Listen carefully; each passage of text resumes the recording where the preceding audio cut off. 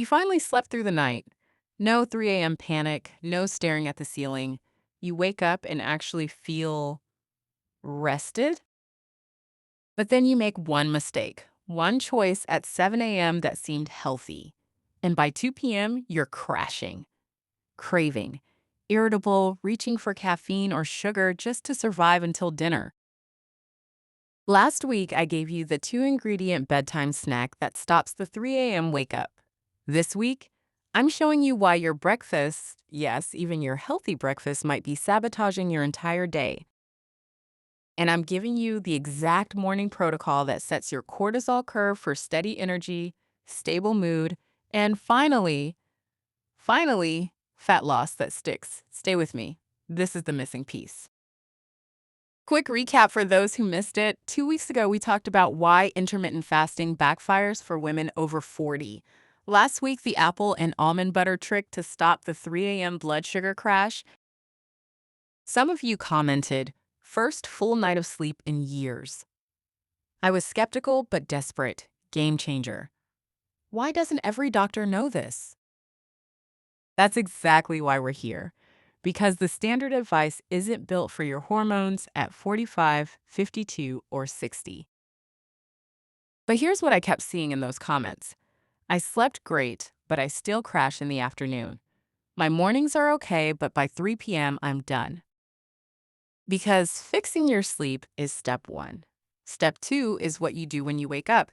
And most of you, especially if you're still clinging to fasting or eating light to be good, are setting off a metabolic bomb before 8 a.m. that explodes at 2 p.m. Let me paint the picture. You wake up, maybe you're not hungry. Cortisol is high in the morning, which suppresses appetite. So you have coffee, black, or with a splash of oat milk. Or maybe you do eat Greek yogurt, a banana, oatmeal with berries, something clean and light. Here's what happens next. That coffee on an empty stomach, cortisol spike on top of cortisol spike. Your nervous system is jangled before you even start your day. That light breakfast, fast digesting carbs with minimal protein. Your blood sugar shoots up by 9 a.m. Insulin rushes to clean it up. By 10:30, you're slightly shaky. By 11, you're starving. By 2 p.m., you're in the break room searching for snacks you swore you wouldn't eat. And that belly fat that won't budge, it's loving this roller coaster. Because every blood sugar crash triggers more cortisol. Every cortisol spike tells your body to store, not burn. You think you're being disciplined, your body thinks you're in danger. Let me show you what healthy cortisol looks like and what yours might look like instead. Ideal, high in the morning to wake you up, gradually declining through the day, low at night for deep sleep. What I see in women over 40, flat or erratic morning, crashing midday, spiking again at night, or constantly elevated like a car idling too fast, burning through fuel, wearing out the engine. Your morning meal, or lack thereof, is the single biggest lever to fix this curve. Because here's the thing about cortisol. It peaks naturally around 30 to 45 minutes after waking. This is normal. This is your body saying time to be alive. But if you don't buffer that peak with food, specifically protein, you stay in stress mode. If you add caffeine on top, you amplify it. If you add sugar or fast carbs, you spike insulin, which then crashes you later. The goal isn't to suppress cortisol, it's to work with it. Ride the wave instead of fighting it. And there's a specific formula for that. Okay, you want the protocol.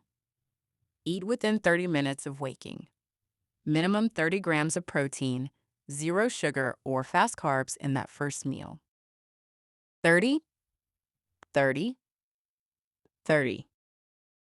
I didn't invent this, but I've adapted it for women over 40 based on what I see working in my practice. And the results are consistent. Within 30 minutes of waking, this catches your cortisol peak and stabilizes it. Waiting even an hour lets that stress hormone run unchecked. 30 grams of protein. This is the magic number for muscle protein synthesis. After 40, you need more protein to maintain lean mass, and protein is the most satiating macronutrient. It kills cravings for hours. Zero sugar or fast carbs. No fruit juice, no toast, no oatmeal in this meal. Those come later after you've stabilized your blood sugar foundation. What does this look like in real life? 3 eggs with spinach and avocado.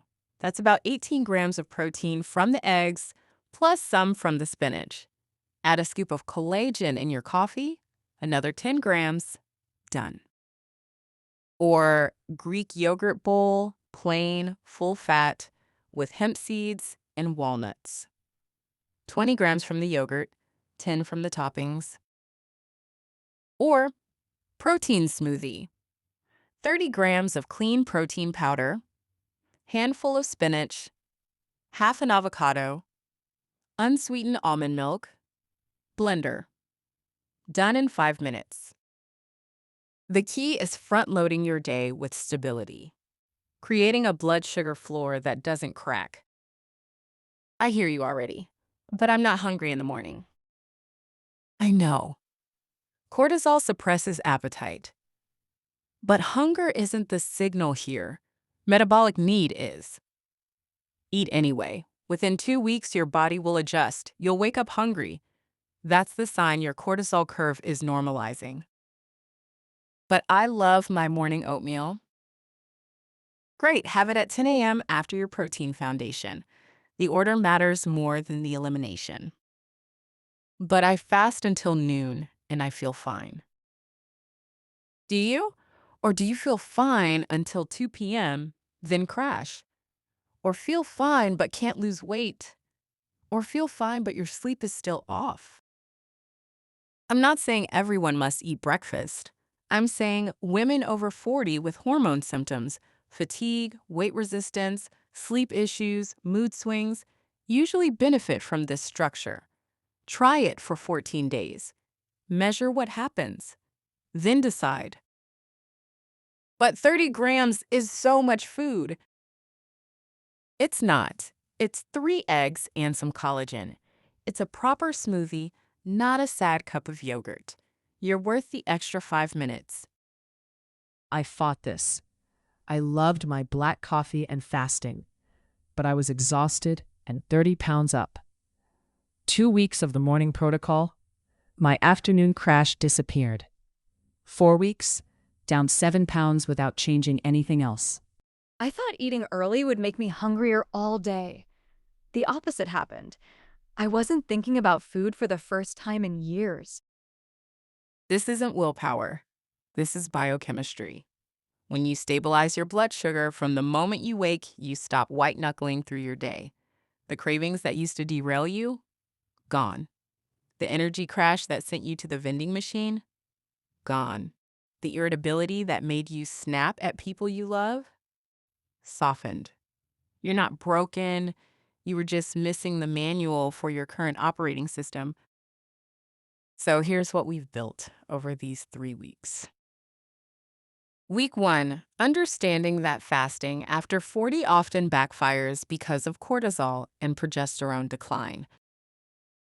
Week 2, the bedtime snack that stops the 3 a.m. blood sugar crash and cortisol spike. Week 3, this.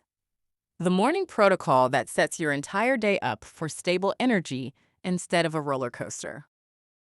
3 simple shifts, none of them about eating less, all of them about eating smarter for your hormones. Try the 30, 30, 30 for 14 days. Not 1 day, not 3, 14. That's how long it takes for your cortisol rhythm to begin resetting. Come back and tell me what shifted. Subscribe if this series has been useful. Share this with the woman in your life who's struggling, because nobody should suffer through bad sleep and energy crashes when the fix is this straightforward. And next week, we're going deeper. Exercise after 40. Specifically, why the workouts that worked in your 30s might be making things worse now. There's a type of movement that amplifies fat storage in women over 40, and a type that finally releases it. Most of us are doing the wrong one. Plus, the 12-minute routine that outperforms an hour on the treadmill for hormone health. I'll see you in the comments. I'll see you next week.